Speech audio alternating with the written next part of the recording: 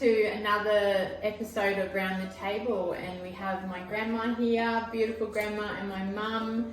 It's a privilege to be sitting here with us three and just to be able to talk about things and share what's on our hearts. So today we thought we'd talk about, how we have sustained our faith through generations and, kept Jesus with us in a relationship with him, and how important it is and amazing that, we're all human and we all have a choice, and we choose Jesus over and over again because of a lot of different things through the generations that have helped us know him. Make those good choices, the right choices.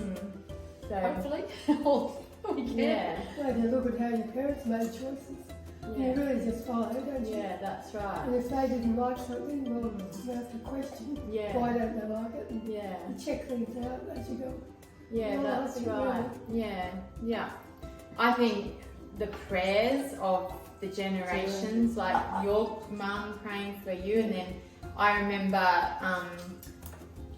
every time we stay at your place, I've said this a number of times, but I'd sleep in my bed and I could hear you and Papa praying, and that was just like, wow, like that's such a legacy and such a backing to push this generation and the generations to come forward, because you're taking the time to pray, and that's so amazing and important. Yeah. It's not like setting a whole lot of rules, or this No. is the way you become Yeah. Christian.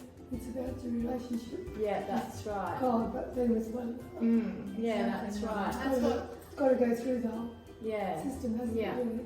And I think that's the thread through where God's wanting through his word too, because it all comes from his relationship with the Father God and Jesus, and he's shown us through his word. And when you have a family that has read the word, obeys the word, it really comes through. And not saying that none of us are perfect, when no one's perfect, but it truly has helped us in our good and bad situations and circumstances. And not saying we could be going through stuff now that you don't really know, but one day we might get to share stuff, the real stuff too. But we want to share with you, saying that it is important to start a legacy wherever that is, and it is generations for us, which we are very blessed and thankful. And that's what I want to give to you guys out there, that you can start if you haven't had it. It's very important. And I know that as Mum is sharing relationship, and that's what I've learned through my mum and dad, is relationship with Jesus and the fear of God, that I believe is a missing part in our generations that's coming back, and it's been prayed about. And that's helped me stand my steadfast in my relationship with my God, my husband and my family, that is never, it gets shaken, but it's staying steadfast, because it never fails, because it's his word. Because it's not just what you see, it's who you are, who you really think you are, who you know you are. It's not about, well, you do this because Grandma did this, but you do this because you saw the fruit of lives coming Exactly, Mum. generation to generation. And I feel like, sorry, you finished there? Yeah. I feel like with my parents that I felt like there was no need to rebel or explore something else, because I found a true example in Mum and Dad, and it wasn't just that they was telling me all these no's and no's and no's. It was the fact that they lived it, and I could see by example. Actions speak louder than words, don't they? So you can say all the right things, but if you don't see it in your generations before you, then why would you even choose to follow it? But because you can see the example, and it's actually a living thing that you can tangibly see. It's not a holistic. No. This is the way you have marriage. Yeah. It's the way you bring up the kids. It's what you see and the feel, even when you walk into a room where your family is. They're not all fighting and squabbling, and that they can work things through, even if something does go wrong. Yeah. You just work it through. Yeah. Talk it out. And you end up hugging and loving and kissing and praying together at the end of it. That's what I remember growing up. That I don't remember any big arguments, but we must have.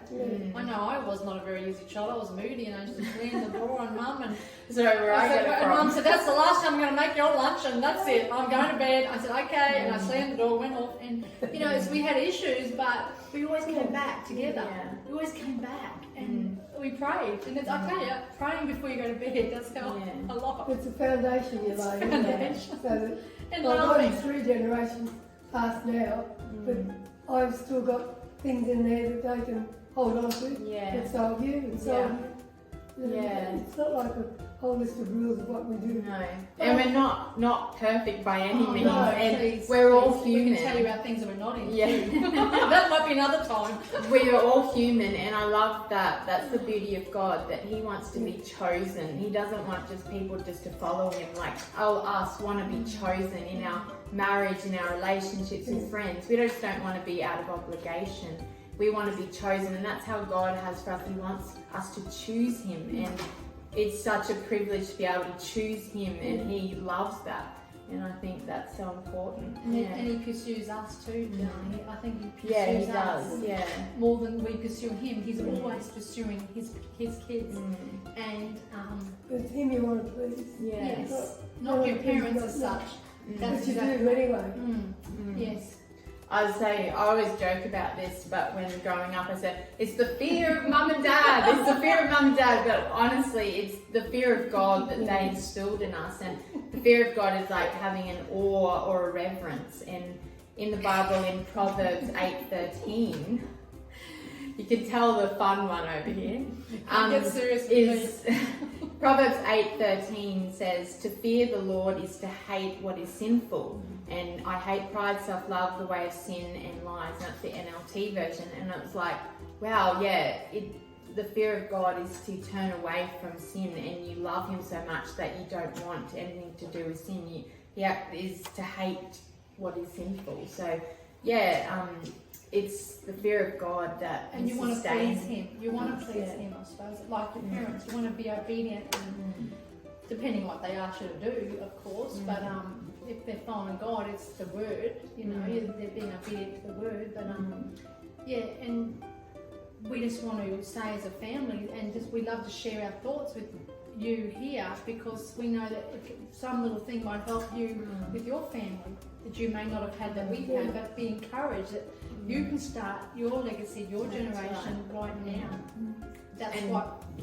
Just by praying, starting off praying for your kids, and if you didn't have parents that prayed for you, you can start by praying right now for your children and your husband, and start a real legacy.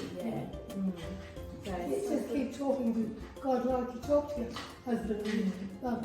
Just talk to Him like you want to. When you have trouble, you know, that don't quite know which way to go. Talk to Him about it, and you'll see that things can help you to make the right choice. It's so true, Mum. So true.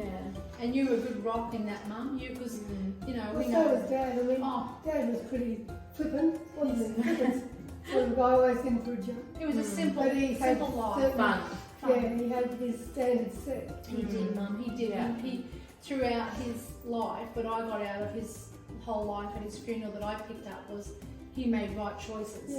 He always had choices where he could have gone that way or that way as husband and wife when you started, and then you had a family, you made another choice. In his work and his pastoring and all that, he made good choices. And that's what I got out of it. What choice will I make today? What choice am I going to make? But when you come home, you've got a happy wife, happy kids.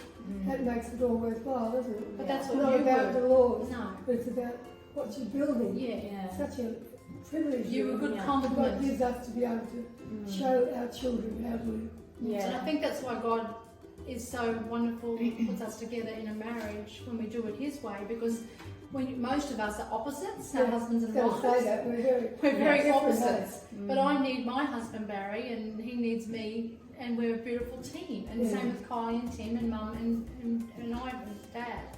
So same with you. Like God has put someone with you to complement you and to help each other. And if you did it through the Word and do it His way, it always works. Always works. Always.